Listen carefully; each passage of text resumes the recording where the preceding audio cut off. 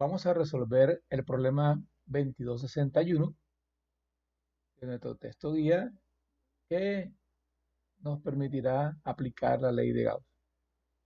El problema dice que hay una esfera aislante con radio A que tiene una densidad de carga uniforme ρ. La esfera no está centrada en el origen, sino en R igual a B. Demuestra que el campo eléctrico en el interior de esa esfera está dado por campo eléctrico igual a ρ por la diferencia entre el vector R menos el vector B dividido entre 3 epsilon sub c. Bien, aquí tenemos la situación, ¿no? En este ejemplo dice el problema que esta esfera es de radio A. Este sería el radio de la esfera, un radio A. Pero la esfera no está centrada en el origen, sino en R igual a B.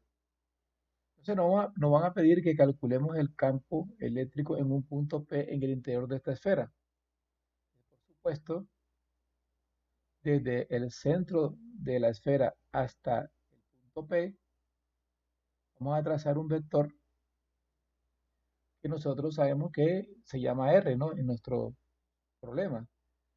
Nosotros vamos a llamarlo aquí R', porque vamos a llamar el vector R, uno que vaya desde el origen de coordenadas hasta ese punto P. Eso va a ser entonces nuestro vector R.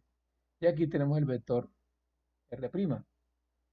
De tal manera que tenemos un vector hacia el punto B, un vector desde el centro de la esfera que está no en el origen, sino en R igual a B, y un vector que que va desde el origen de las coordenadas del sistema hasta el punto P.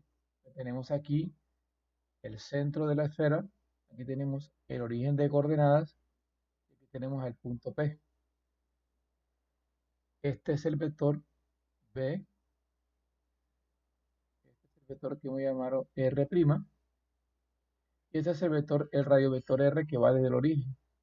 Se puede ver claramente ahí que el vector R, que es el vector resultante, es igual al vector B más el vector R'.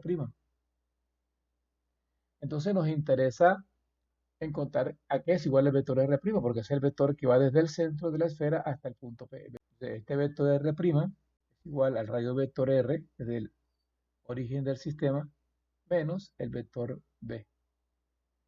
Entonces, para esta esfera, ya está demostrado que para una esfera aislante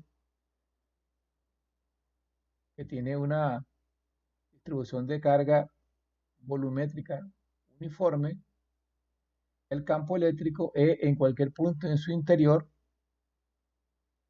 cuando R es menor que el radio de la esfera, es igual a ρ por R sobre 3 epsilon sub c.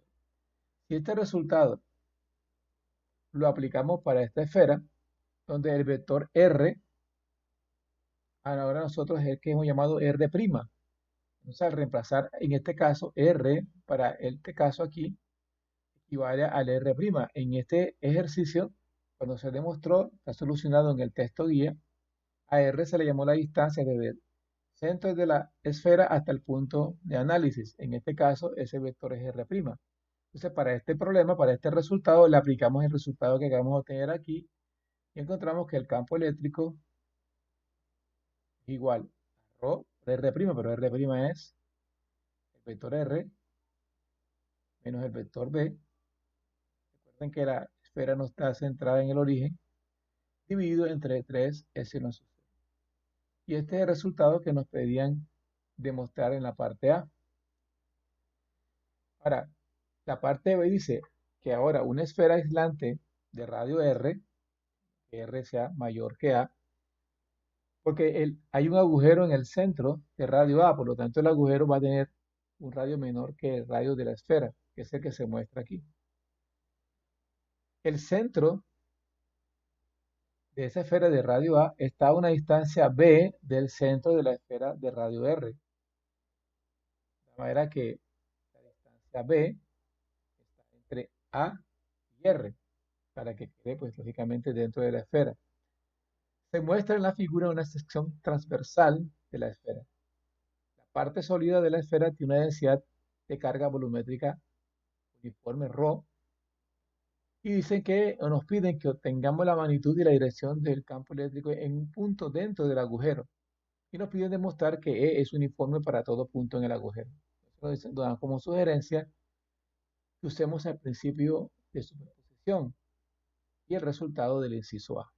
Bueno, aquí tenemos la situación, ¿verdad? Hay una esfera grande que tiene radio R, el radio de esta esfera es R, y tiene un hueco cuyo centro está a una distancia B del centro de la esfera grande. Ese hueco tiene una radio A y nos piden que calculemos el campo para un punto dentro del agujero.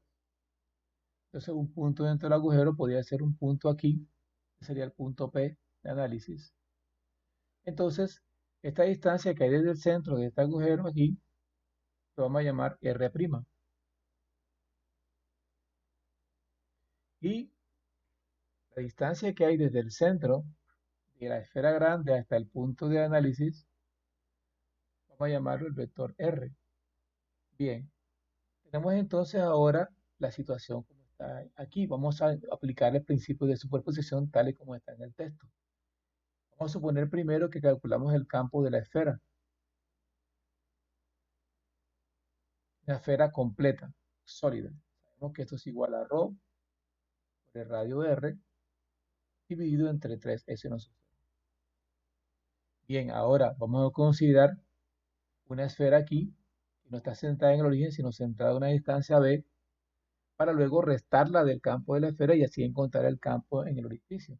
Y a ese resultado lo tenemos. El campo de una esfera no centrada en el origen, sino centrada a una distancia B, es igual a ρ por R menos el vector B, que va desde el origen hasta el centro de la esfera, sobre 3S no sub 0. Si aplicamos el principio de superposición y queremos encontrar el campo en este punto P, que es el punto de análisis nuestro, podríamos entonces considerar como si le quitáramos al campo de la esfera, le quitáramos el campo de esta esfera. Entonces va a quedar aquí un hueco. Entonces el campo en este punto P dentro del hueco en el interior de la esfera será el campo de la esfera total menos este campo E' que hemos llamado nosotros. De tal manera que cualquier punto en el interior del hueco tendrá un campo igual a ρ por R sobre 3S sub 0 menos ρ por R menos B sobre 3S sub 0. Por supuesto, aplicar aquí el álgebra se cancela un término aquí y nos queda que es igual a ρ por B sobre 3S sub 0.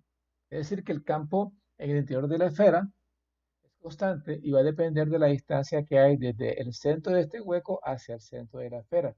¿Por qué es constante? Porque ρ es una constante, B es una constante, y sub 0 también lo es.